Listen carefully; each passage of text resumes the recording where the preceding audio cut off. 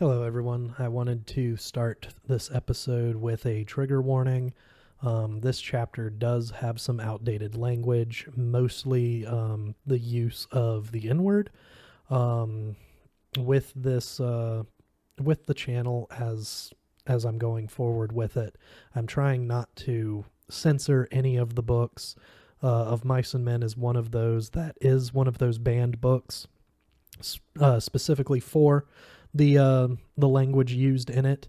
So that's why I'm putting this here as a trigger warning that I do not censor the word. I try to get through it myself. It is a bit uncomfortable. I will admit to that. Um, but yes, there is some excessive use of the N word in this episode. So just be aware of that. Thank you.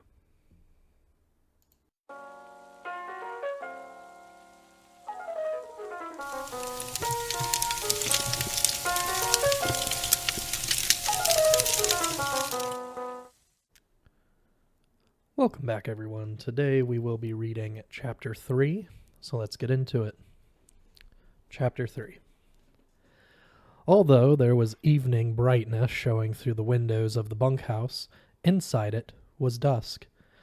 Through the open door came the thuds and occasional clangs of a horseshoe game, and now and then the sound of voices raised in approval or derision. Slim and George came into the darkening bunkhouse together. Slim reached up over the card table and turned on the tin-shaded electric light. Instantly, the table was brilliant with light, and the cone of the shade threw its brightness straight downward, leaving the corners of the bunkhouse still in dusk. Slim sat down on a box, and George took his place opposite. "It wasn't nothing," said Slim. "I would have had to drown most of 'em anyways. No need to thank me for that." George said, "It wasn't much to you, maybe, but it was a hell of a lot to him. Jesus Christ, I don't know how we're going to get him to sleep in here. He'll want to sleep right out in the barn with 'em. We'll have trouble keeping him from getting right in the box with them pups." "It was nothing," Slim repeated. "Say, you sure was right about him. Maybe he ain't bright, but I never seen such a worker. He damn near killed his partner bucking barley. There ain't nobody can keep up with him. God almighty. I never seen such a strong guy." George spoke proudly. "Just tell Lenny what to do, and he'll do it if it don't take no figuring. He can't think of nothing to do himself, but he sure can take orders." There was a clang of horseshoe on iron stake outside, and a little cheer of voices. Slim moved back slightly so that the light was not on his face. "Funny how you and him string along together." It was Slim's calm invitation to confidence. "What's funny about it?" George demanded defensively. "Oh, I don't know. Hardly none of the guys ever travel together. I hardly never seen two guys travel together. You know how the hands are. They just come in and get their bunk and work a month, and then they quit and go out alone. Never seen 'em seem to give a damn about nobody. It just seems kind of funny a cuckoo like him and a smart guy like you traveling together." "He ain't no cuckoo," said George. "He's dumb as hell, but he ain't crazy. And I ain't so bright neither, so I wouldn't be bucking barley for my 50 and found. If I was bright, if I was even a little bit smart, I'd have my own little place, and I'd be bringing in my own crops, 'stead of doing all the work and not getting what comes up out of the ground." George fell silent. He wanted to talk. Slim neither encouraged nor discouraged him. He just sat back, quiet and receptive. "It ain't so funny, him and me going around together," George said at last. "Him and me was both born in Auburn. I knowed his Aunt Clara.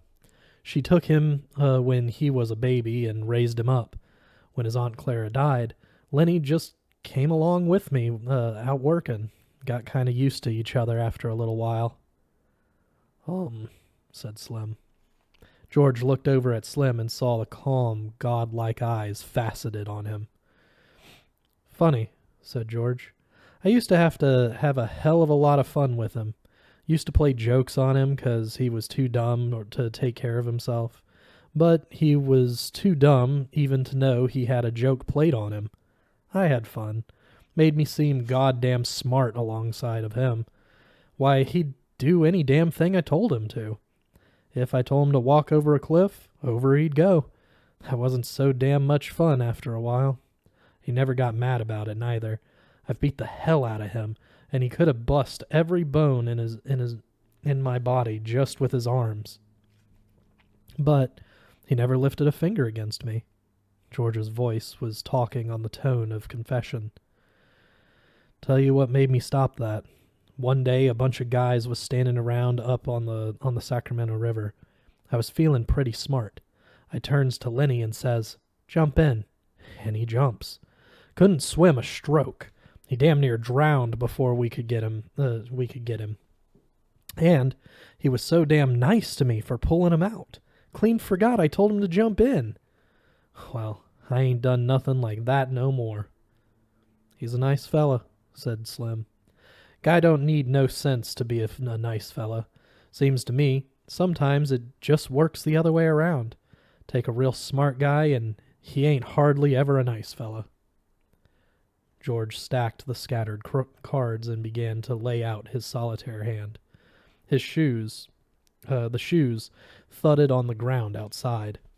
At the windows, the light of the evening still made the window squares bright.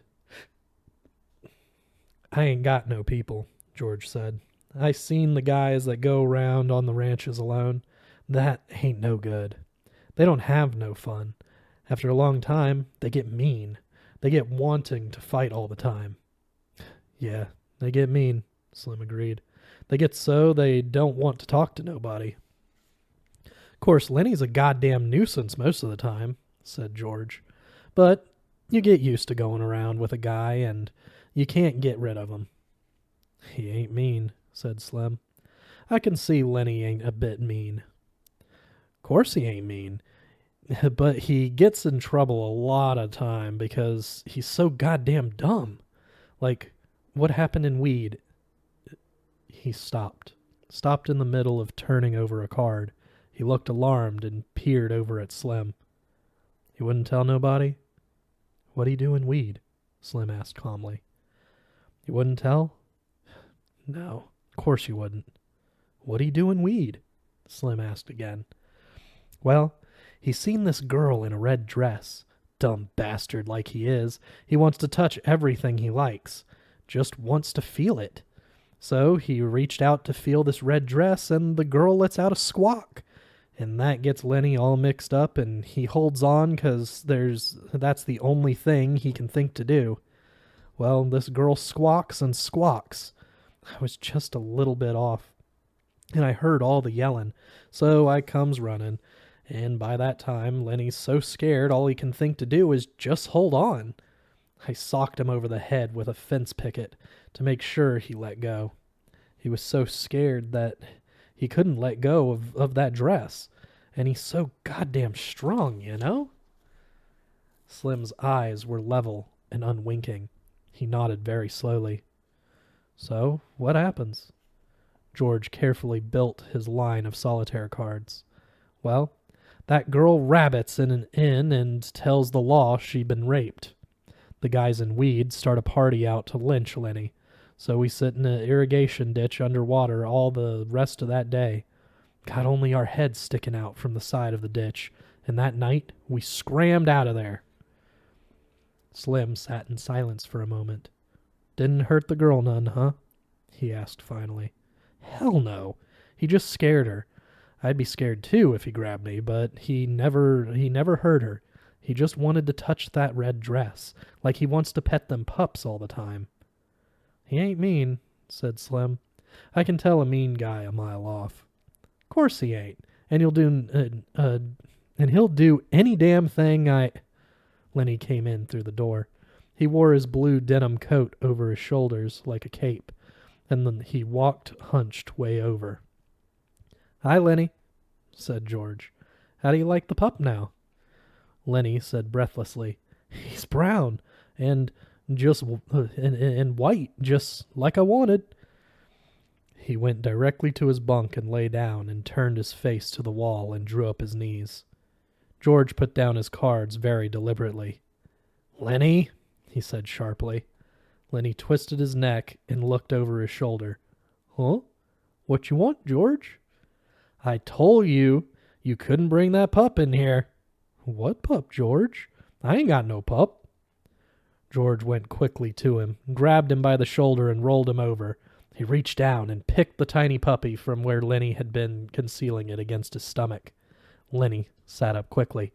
"Give him to me, George," George said. "You get right up and take this pup back to the nest. He's got to sleep with his mother. You want to kill him? Just born last night, and you take him out of the nest? You take him back, or I'll tell Slim not to let you have him." Lenny held out his hands pleadingly. "Give him to me, George. I'll take him back. I didn't mean no harm, George. Honest, I didn't. I just wanted to pet him a little." George handed the pup to him. "All right. You get him back there quick, and don't you take him out no more. You'll kill him the first thing you know." Lenny fairly scuttled out of the room. Slim had not moved. His calm eyes followed Lenny out of the door. "Jesus," he said. "He's just like a kid, ain't he?" "Sure, he's just like a kid. There ain't no more harm in him than a kid neither, except he's so strong. I bet he won't come in here to sleep tonight. He'd sleep right alongside that box in the barn." "Well, let him. He ain't doing no harm out there." It was almost dark outside now. Old Candy, the swamper, came in and went to his bunk, and behind him struggled his old dog. "Hello, Slim. Hello, George. Didn't neither of you play horseshoes?" "I don't like to play every night," said Slim. Candy went on.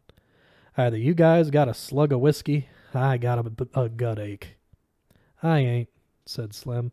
"I'd drink it myself if I had, and I ain't got a gut ache neither." "Got a bad gut ache," said Candy. "Them goddamn turnips give it to me. I knowed they was going to before I ever eat 'em." The thick-bodied Carlson came in out of the darkening yard. He walked to the other side of the bunkhouse and turned on the second shaded light. "Darker'n hell in here," he said. "Jesus, how that nigger can pitch shoes." "He's plenty good," said Slim. "Damn right he is," said Carlson. "He don't give nobody else a chance to win." He stopped and sniffed the air, and still sniffing, looked down at the old dog. "God almighty, that dog stinks. Get him out of here, Candy. I don't know nothing that stinks as bad as an old dog. You gotta get him out."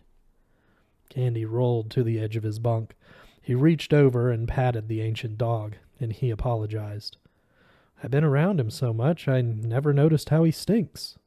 "Well, I can't stand him in here," said Carl. "That stink hangs around even after he's gone." He walked over with his heavy-legged stride and looked down at the dog. "Got no teeth," he said.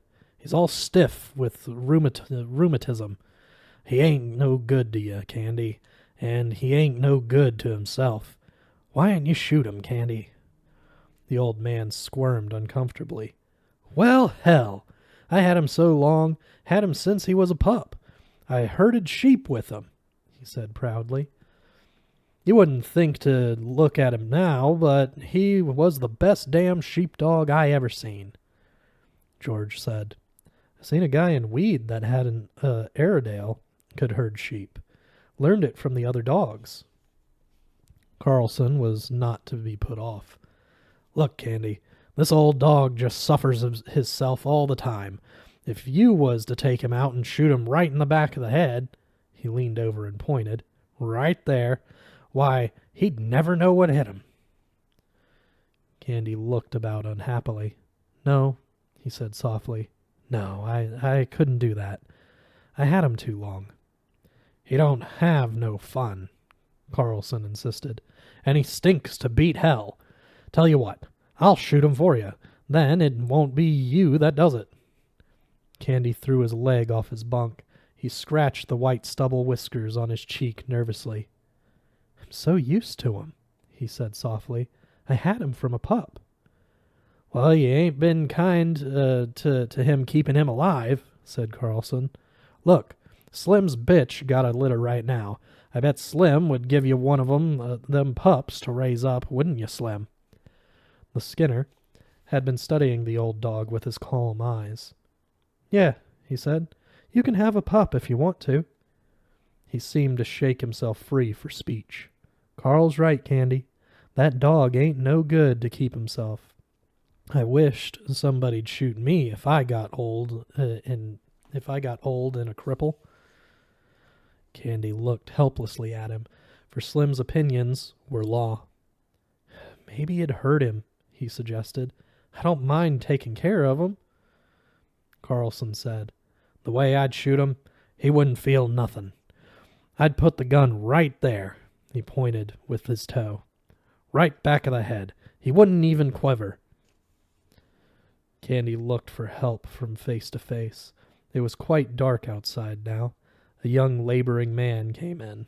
His sloping shoulders were bent forward, and he walked heavily on his heels, as though he carried the invisible grain bag. He went to his bunk and put his hat on his shelf. Then he picked a pulp magazine from his shelf and brought it to the light over the table. "Did I show you this, Slim?" he said. "Show me what?" The young man turned to the back of the magazine, put it down on the table, and pointed with his finger. "Right there. Read that." Slim bent over it. "Go on," said the young man. "Read it aloud." "Dear Editor," Slim read slowly. "I read your mag for 6 years, and I think it is the best on the market. I like stories like Peter Rand. I think he is a wingding. Give us more like the Dark Rider. I don't write many letters. Just thought I would tell you I think your mag is the best dime's worth I ever spent." Slim looked up questioningly. "What you want me to read that for?" Whit said. "Go on. Read the name at the bottom." Slim read, "Yours for success, William Tenner." He glanced up at Whit again. "What you want me to read that for?" Whit closed the magazine impressively. "Don't you remember Bill Tenner? Worked here about 3 months ago?" Slim thought. "Little guy?" he said. "Drove a cultivator?" "That's him," Whit cried. "That's the guy." "You think he's the guy who wrote the letter?" "I know it. Bill and me was in here one day. Bill had one of them books that just come. He was looking in it, and he says, 'I wrote a letter. Wonder if they'll put it in the book.' But it wasn't there," Bill says. "Maybe they're saving it for later, and that's just what they done. There it is." "Guess you're right," said Slim. "Got it right in the book." George held out his hand for the magazine. "Let's look at it." Whit found the place again, but he did not surrender his hold on it. He pointed out the letter with his forefinger, and then he went to his box shelf and laid the magazine carefully in. "I wonder if Bill's seen it," he said. "Bill and me worked in that patch of field peas. Run cultivators, both of us. Bill was a hell of a nice fella." During the conversation, Carlson had refused to be drawn in. He continued to look down at the old dog. Candy watched him uneasily. At last, Carlson said, "If you want me to, I'll put the old devil out of his misery right now and get it over with. Ain't nothing left for him. Can't eat, can't see, can't even walk without hurting." Candy said hopefully, "You ain't got no gun." "The hell I ain't. Got a Luger. It won't hurt him none at all." Candy said, "Maybe tomorrow. Let's wait till tomorrow." "I don't see no reason for it," said Carlson. He went to his bunk, pulled his bag from underneath it, and took out a Luger pistol. "Let's get it over with," he said. "We can't sleep with him stinking around in here." He put the pistol in his hip pocket. Candy looked a long time at Slim to try to find some reversal, and Slim gave him none. At last, Candy said softly and hopelessly, "All right, take him." He did not look down at the dog at all. He lay back on his bunk and crossed his arms behind his head and stared at the ceiling. From his pocket, Carlson took a little leather thong. He stooped over and tied it around the old dog's neck. All the men, except Candy, watched him. "Come, boy. Come on, boy," he said gently, and he said apologetically to Candy, "He won't even feel it." Candy did not move nor answer him. He twitched the thong. "Come on, boy." The old dog got slowly and stiffly to his feet and followed the gently pulling leash. Slim said, "Carlson?" "Yeah." "You know what to do." "What you mean, Slim?" "Take a shovel," said Slim shortly. "Oh, sure, I get you." He led the dog out into the darkness. George followed to the door and shut the door and set the latch gently in its place. Candy lay rigidly on his bed, staring at the ceiling. Slim said loudly, "One of my lead mules got a bad hoof. Got to get some tar on it." His voice trailed off. It was silent outside. Carlson's footsteps died away. The silence came into the room, and the silence lasted. George chuckled. "I bet Lenny's right out there in the barn with his pup. He won't want to come in here no more now that he's got a pup." Slim said, "Candy, you can have any one of them pups you want." Candy did not answer. The silence fell on the room again. It came out of the night and invaded the room. George said, "Anybody like to play a little usher?" "I'll play out of a few with you," said Whit. They took places opposite each other at the table under the light, but George did not shuffle the cards. He rippled the edge of the deck nervously, and the little snapping noise drew the eyes of all the men in the room, so that he stopped doing it. The silence fell on the room again. A minute passed, and another minute. Candy lay still, staring at the ceiling. Slim gazed at him for a moment and then looked down at his hands. He subdued one hand with the other and held it down. There came a little gnawing sound from under the floor, and all the men looked down toward it gratefully. Only Candy continued to stare at the ceiling. "Sounds like there was a rat under there," said George. "We ought to get a trap down there." Whit broke out. "What the hell's taking him so long? Lay out some cards, why don't you? We ain't going to get no usher played this way." George brought the cards together tightly and studied the backs of them. The silence was in the room again. A shot sounded in the distance. The men looked quickly at the old man. Every head turned toward him. For a moment, he continued to stare at the ceiling. Then he rolled slowly over and faced the wall and lay silent. George shuffled the cards noisily and dealt them. Whit drew a scoring board to them and set the pegs to start. Whit said, "Guess you guys really come here to work." "How do you mean?" George asked. Whit laughed. "Well, you come on a Friday. You got 2 days to work till Sunday." "I don't see how you figure," said George. Whit laughed again. "You do if you've been around these big ranches much. Guy that wants to look over a ranch comes in Saturday afternoon. He gets Saturday night supper and 3 meals on Sunday, and he can quit Monday morning after breakfast without turning his hand. But you come to work Friday noon. You got to put in a day and a half no matter how you figure." George looked at him levelly. "We're going to stick around a while," he said. "Me and Lenny's going to roll up a steak." The door opened quietly, and the stable buck put in his head, a lean Negro head, lined with pain, the eyes patient. "Mr. Slim?" Slim took his eyes from old Candy. "Huh? Oh, hello, Crooks. What's the matter?" "You told me to warm up tar for that mule's foot. I got it warm." Oh, sure, Crooks. I'll come right out and put it on. I can do it if you want, Mr. Slim. No, I'll come do it myself. He stood up. Crooks said, Mr. Slim? Yeah? That big new guy's messing around with your pups out in the barn. Well, he ain't doing no harm. I give him one of them pups. Just thought I'd tell you, said Crooks. He's taking 'em out of the nest and handling them. That won't do them no good. He won't hurt 'em, said Slim. I'll come along with you now. George looked up. If that crazy bastard's fooling around too much, just kick him out, Slim. Slim followed the stable buck out of the room. George dealt, and Whit picked up his cards and examined them. Seen the new kid yet? He asked. What kid? George asked. Why, Curly's new wife. Yeah, I seen her. Well, she ain't a Lulu. Ain't she a Lulu? I ain't seen that much of her, said George. Whit laid down his cards impressively. Well, stick around and keep your eyes open. You'll see plenty. She ain't concealing nothing. I never seen nobody like her. She got the eye going all the time on everybody.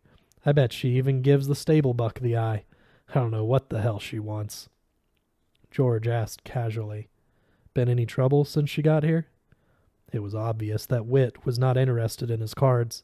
He laid his hand down and George scooped it in. George laid out his deliberate solitaire hand, 7 cards and 6 on top, and 5 on top of those. Whit said, I see what you mean. No, they ain't been nothing yet. Curly's got yellow jackets in his drawers, but that's all so far. Every time the guys is around, she shows up. She's looking for Curly, or she thought she left something lying around and she's looking for it. Seems like she can't keep away from guys, and Curly's pants is just crawling with ants, but they ain't nothing come of it yet. George said, She's gonna make a mess. There's gonna be a bad mess about her. She's a jailbait all set on the trigger. That Curly got his work cut out for him. A ranch with a bunch of guys on it ain't no place for a girl, especially like her. Whit said, If you got ideas, you ought to come in town with us guys tomorrow night. Why? What's doing? Just the usual thing. We go into old Susie's place. Hell of a nice place. Old Susie's a laugh, always cracking jokes. Like she says when we come up on the front porch last Saturday night. Susie opens the door and then she yells over her shoulder, Get your coats on, girls. Here comes the sheriff. She never talks dirty, neither. Got 5 girls in there. What's it set you back? George asked. 2.5. You can get a shot for 2 bits. Susie got nice chairs to set in, too. If a guy don't want to flop, why, he can just sit in the chairs and have a couple or 3 shots and pass the time of day, and Susie don't give a damn. She ain't rushing guys through and kicking 'em out if they don't want to flop. Might go in and look the joint over, said George. Sure, come along. It's a hell of a lot of fun. Her cracking jokes all the time. Like she says one time. She says, I've knew people that if they got a rag rug on the floor and a Kewpie doll lamp on the photograph, they think they're running a parlor house. That's Clara's house she's talking about. And, Susie says, I know what you boys want, she says. My girls is clean, she says. And there ain't no water in my whiskeys, she says. If any of you guys want to look at a Cupid doll lamp and take your own chance getting burned, why, you know where to go. And she says, there's guys around here walking bow-legged 'cause they like to look at a Cupid doll. George asked, Clara runs the other house, huh? Yeah, said Whit. We don't never go there. Clara gets $3 a crack and 35 cents a shot. And she don't crack no jokes. But Susie's place is clean, and she got nice chairs. Don't let no goo-goos in, neither. Me and Lenny's rolling up a steak, said George. I might go in and set and have a shot, and I ain't putting out on 2.5. Well, A guy got to have some fun sometime, said Whit. The door opened, and Lenny and Carlson came in together. Lenny crept to his bunk and sat down, trying not to attract attention. Carlson reached under his bunk and brought out his bag. He didn't look at old Candy, who still faced the wall. Carlson found a little cleaning rod in the bag and a can of oil. He laid them on his bed and then brought out the pistol, took out the magazine, and snapped the loaded shell from the chamber. Then he fell to cleaning the barrel with the little rod. When the ejector snapped, Candy turned over and looked for a moment at the gun before he turned back to the wall again. Carlson said casually, "Curly been in yet?" "No," said Whit. "What's eatin' on Curly?" Carlson squinted down the barrel of his gun. "Looking for his old lady. I seen him going round and round outside." Whit said sarcastically, "He spends half his time looking for her, and the rest of the time she's looking for him." Curly burst into the room excitedly. "Any of you guys seen my wife?" he demanded. "She ain't been here," said Whit. Curly looked threateningly about the room. "Where the hell's Slim?" "Went out in the barn," said George. "He was gonna put some tar on a split hoof." Curly's shoulders dropped and squared. "How long ago did he go?" 5-10 minutes. Curly jumped out of the door and banged in after him. Whit stood up. "I guess maybe I'd like to see this," he said. "Curly's just spoilin', or he wouldn't start for Slim. And Curly's handy. God damn handy. Got in the finals for the Golden Gloves. He got newspaper clippings about it." He considered. "But, just the same, he better leave Slim alone. Nobody don't know what Slim can do." "Thinks Slim with his wife, don't he?" said George. "Looks like it," Whit said. "Course Slim ain't. Least I don't think Slim is, but I like to see the fuss if it comes off. Come on, let's go." And George said, "I'm staying right here. I don't want to get mixed up in nothing. Lenny and me gotta make a stake." Carlson finished the cleaning of the gun and put it in the bag, and pushed the bag under his bunk. "I guess I'll go out and look over her," he said. Old Candy lay still, and Lenny, from his bunk, watched George cautiously. When Whit and Carlson were gone and the door closed after them, George turned to Lenny. "What you got on your mind?" I ain't done nothing, George. Slim says I better not pet them pups so much for a while. Slim says it ain't good for 'em, so I come right in. I've been good, George." "Could have told you that," said George. "Well, I wasn't hurting 'em none. I just had mine in my lap, petting it." George asked, "Did you see Slim out in the barn?" "Sure I did. He told me I better not pet that pup no more." "Did you see that girl?" "You mean Curly's girl?" "Yeah. Did she come in the barn?" "No. Always I never seen her." "You never seen Slim talking to her?" "Uh-uh. She ain't been in the barn." "Okay," said George. "I guess them guys ain't gonna see no fight, if there's any fightin'. Lenny, you keep out of it." "I don't want no fights," said Lenny. He got up from his bunk and sat down at the table, across from George. Almost automatically, George shuffled the cards and laid out his solitaire hand. He used a deliberate, thoughtful slowness. Lenny reached for a face card and studied it, then turned it upside down and studied it. "Both ends the same," he said. "George, why is it both ends the same?" "I don't know," said George. "That's just the way they make 'em. What was Slim doing in the barn when you seen him?" "Slim?" "Sure. You seen him in the barn, and he told you not to pet the pups so much." "Oh, yeah. He had a can of tar and a paintbrush. I don't know what for." "You sure that girl didn't come in like she come in here today?" "No, she never come." George sighed. "You give me a good whorehouse every time," he said. "The guy can go in and get drunk and get everything he out of his system all at once, and no messes. And he knows how much it's going to set him back. These here jailbaits is just set on the trigger of the hooskow. Lenny followed his words admiringly and moved his lips a little to keep up. George continued.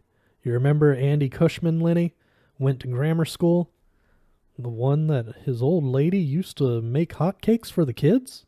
Lenny asked. Yeah, that's the one. You can remember anything if there's anything to eat in it. George looked carefully at the solitaire hand. He put an ace up on his scoring rack and piled a 2, 3, 4 of diamonds on it. Andy's in San Quentin right now on account of a tart, said George. Lenny drummed on the table with his fingers. George? Huh?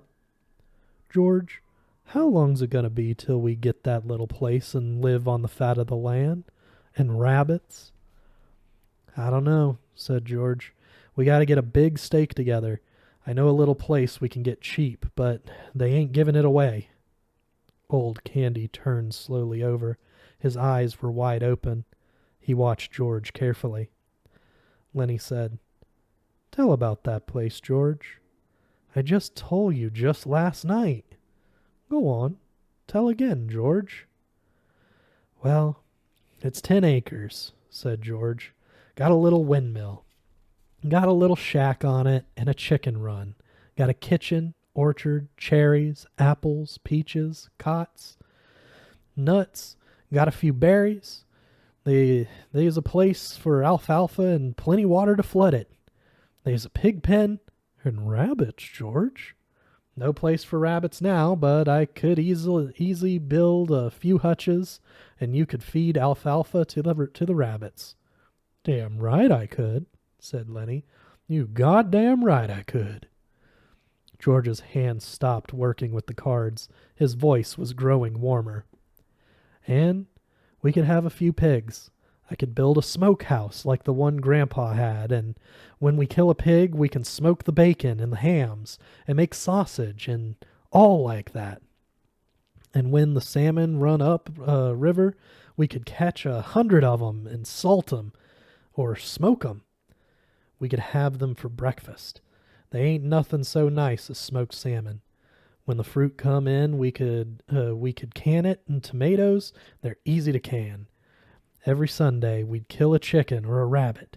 Maybe we'd have a cow or a goat, and the cream is so goddamn thick you got to cut it with a knife and take it out with a spoon.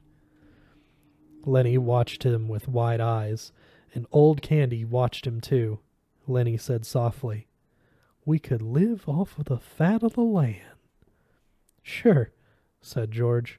All kinds of vegetables and in the garden, and if we want a little whiskey, we can sell a few eggs or something, or some milk. We'd just live there. We'd belong there. There wouldn't be no more running round the country and getting fed by a Jap cook. No, sir. We'd have our own place where we belonged and not sleep in no bunkhouse. Tell about the house, George, Lenny begged. Sure. We'd have a little house and a room to ourselves. Little fat iron stove, and in the winter we'd keep a fire going in it.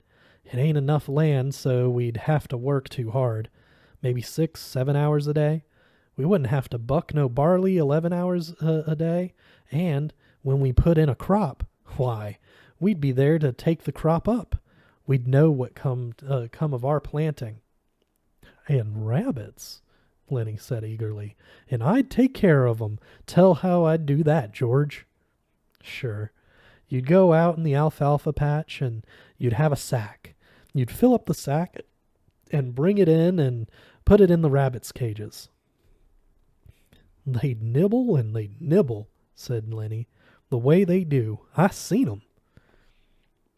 Every 6 weeks or so, George continued, them would throw a litter, so we'd have plenty rabbits to eat and to sell. And we'd keep a few pigeons to go flying around the windmill like they done when I was a kid. He looked raptly at the wall over Lenny's head. And it'd be our own, and nobody could catch us, could can us.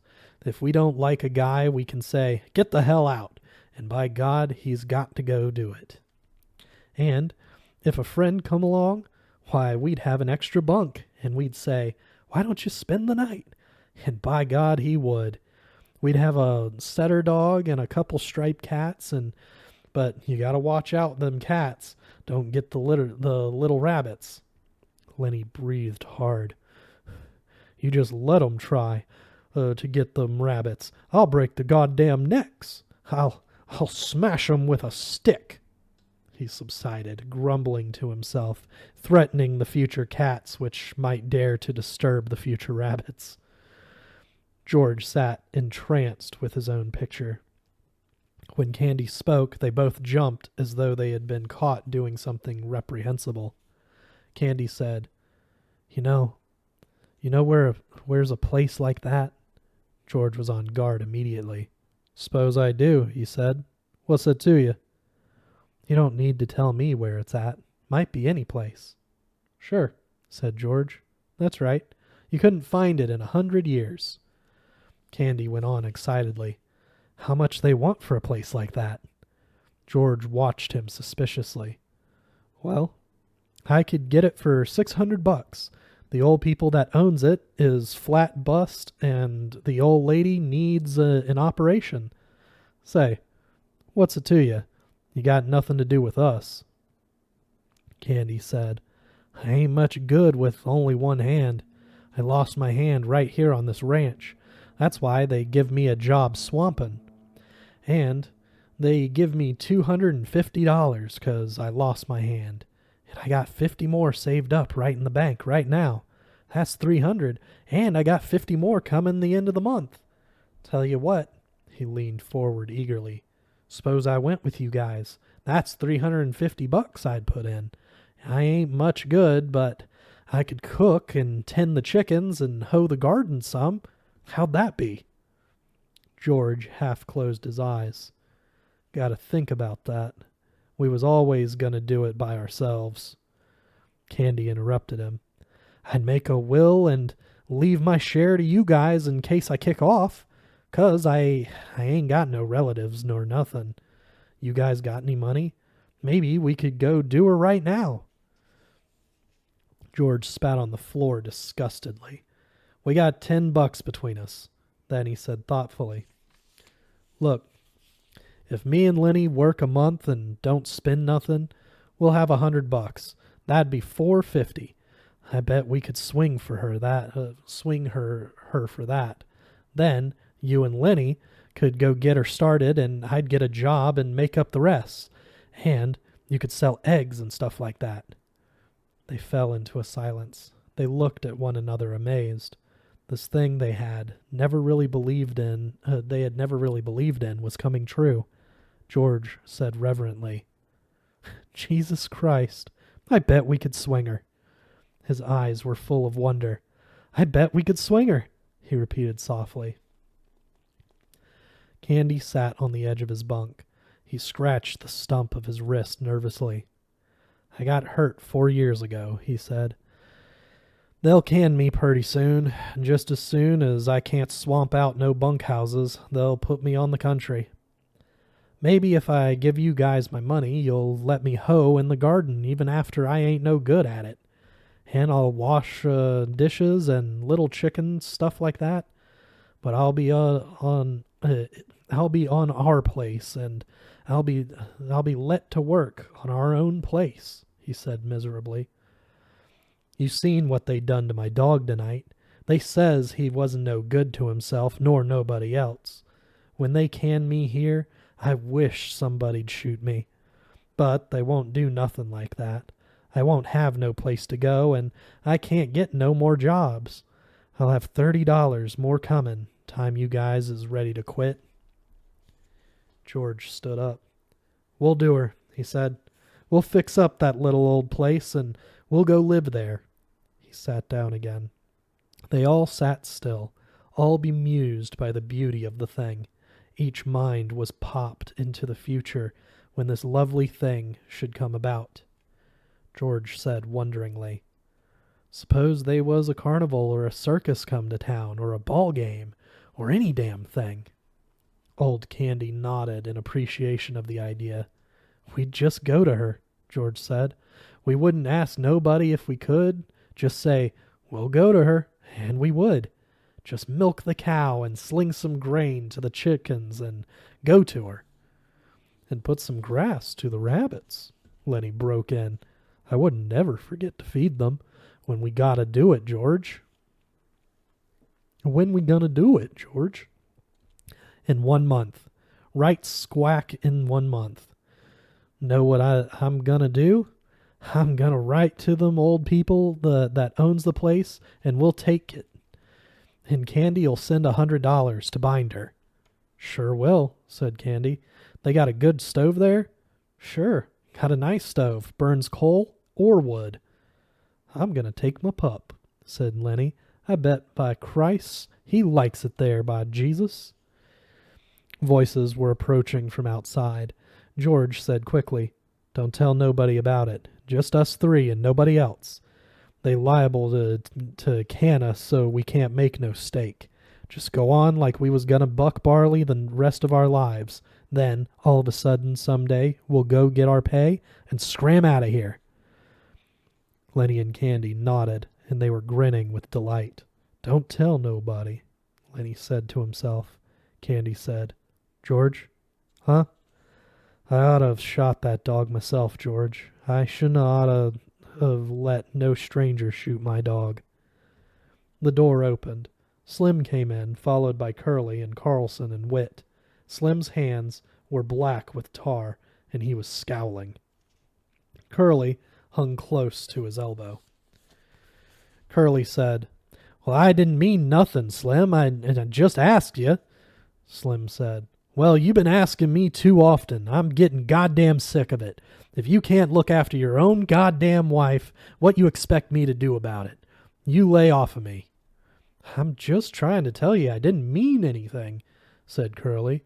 I just thought you might have saw her. Why ain't you tell her to stay the hell home where she belongs, said Carlson. You'd let her hang around bunkhouses, and pretty soon you're gonna have something on your hands, and you won't be able to do nothing about it. Curly whirled on Carlson. You keep out of this, lest you want to step us outside. Carlson laughed. You goddamn punk, he said. You tried to throw a scare into Slim, and you couldn't make it stick. Slim throwed a scare into you. You're yellow as a frog belly.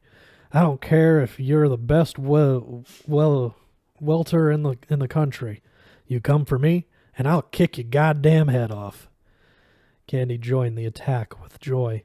Glove full of Vaseline, he said disgustedly. Curly glared at him. His eyes slipped on past and lighted on Lenny, and Lenny was still smiling with delight at the memory of the ranch. Curly stepped over to Lenny like a terrier. What the hell you laughing at? Lenny looked blankly at him. Huh? Then Curly's rage exploded. Come on, you big bastard. Get up on your feet. No big son of a bitch is going to laugh at me. I'll show you who's yella. Lenny looked helplessly at George, and then he got up and tried to retreat. Curly was balanced and poised. He slashed at Lenny with his left, and then smashed down his nose with a right. Lenny gave a cry of terror. Blood welled from his nose. George, he cried. Make 'em let me alone, George. He backed until he was against the wall, and Curly followed, slugging him in the face. Lenny's hands remained at his sides. He was too frightened to defend himself. George was on his feet, yelling, Get him, Lenny! Don't let him do it!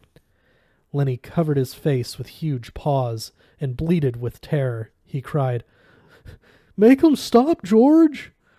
Then Curly attacked his stomach and cut off his wind. Slim jumped up. The dirty little rat, he cried. I'll get him myself. George put out his hand and grabbed Slim.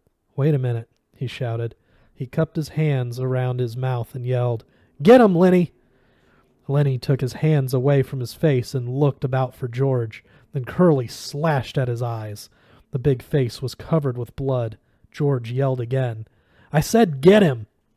Curly's fist was swinging when Lenny reached for it. The next minute, Curly was flopping like a fish on a line, and his closed fist was lost in Lenny's big hand. George ran down the room. "Let go of him, Lenny. Let go." But Lenny watched in terror the flopping little man whom he held. Blood ran down Lenny's face. One of his eyes was cut and closed. George slapped him in the face again and let Lenny, and still Lenny held on to the closed fist. Curly was white and shrunken by now, and his struggling had become weak. He stood crying, his fist lost in Lenny's paw. George shouted over and over, "Let go his hand, Lenny. Let go. Slim, come help me while the guy got any hand left." Suddenly, Lenny let go of his hand. He crouched cowering against the wall. "You told me to, George," he said miserably. Curly sat down on the floor, looking in wonder at his crushed hand. Slim and Carlson bent over him. Then Slim straightened up and regarded Lenny with horror. "We got to get him to a doctor," he said. "Look to me like every bone in his hand is bust." "I didn't wanna," Lenny cried. "I didn't want to hurt him." Slim said, "Carlson, you get the candy wagon hitched up. We'll take him into Soledad and get him fixed up." Carlson hurried out. Slim turned to the whimpering Lenny. "It ain't your fault," he said.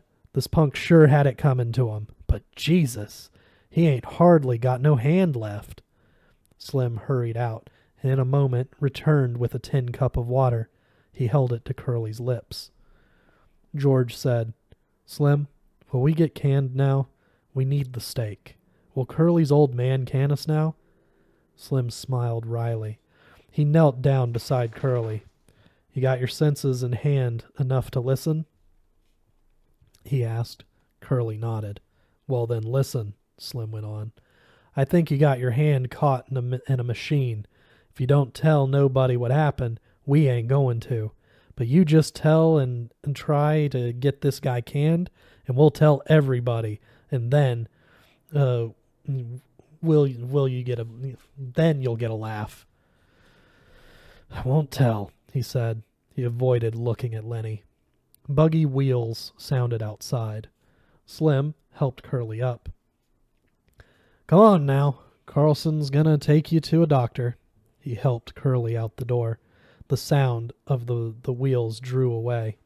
In a moment, Slim came back into the bunkhouse. He looked at Lenny, still crouched fearfully against the wall. "Let's see your hands," he asked. Lenny stuck out his hands. "Christ almighty, I hate to have you mad at me," Slim said. George broke in. "Lenny was just scared," he explained. "He didn't know what to do. I told you nobody ought never to fight him. No, I guess it was Candy I told." Candy nodded solemnly. "That's just what you done," he said. "Right this morning when Curly first lit into your friend, you says, 'He better not fool with Lenny if he knows what's good for him.' That's just what you says to me." George turned to Lenny. "It ain't your fault," he said. "You don't need to be scared no more. You done just what I told you to. Maybe you better go in the washroom and clean up your face. You look like hell." Lenny smiled with his bruised mouth. "I didn't want no trouble," he said. He walked toward the door, but just before he came to it, he turned back. "George? What you want?" "I can still tend the rabbits, George." "Sure. You ain't done nothing wrong." "I didn't mean no harm, George." "Well, get the hell out and wash your face." That's it for this week. We'll see you guys next week with Chapter 4.